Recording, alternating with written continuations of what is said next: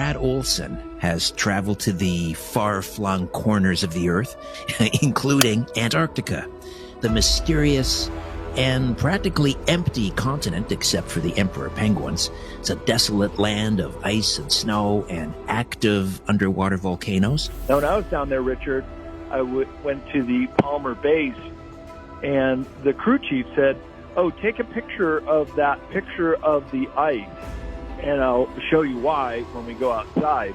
And when we went outside, he said, "That is that area over there where you see this island with a cap of ice."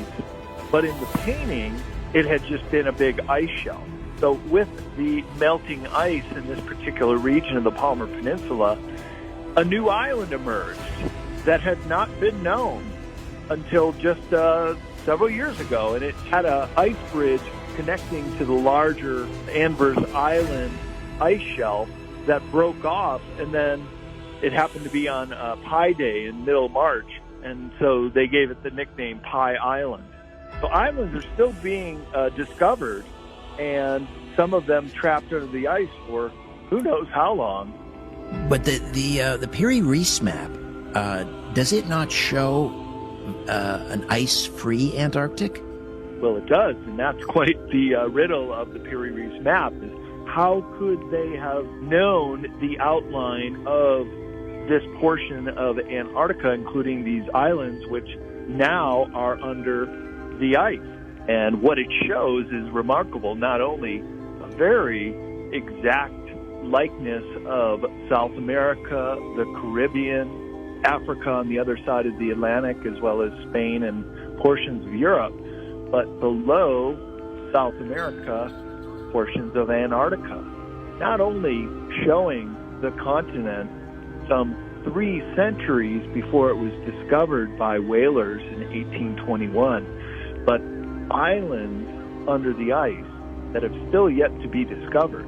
And it's not just the Piri Reis map. There are other maps, even the Mercator map, the very revolutionary map that gave us the Earth in a 3-dimensional plane, also depicts Antarctica.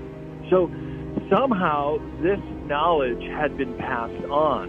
In the age of exploration, maps were among the most prized possession of any ship. So if a ship were to capture an enemy, one of the first things they would do is go into the strong box in the captain's quarter and take the maps. Before they even wanted the treasure, they would go for the maps.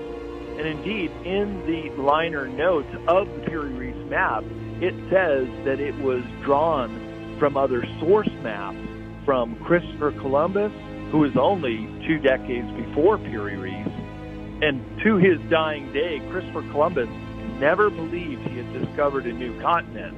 He thought he had discovered the islands off of India.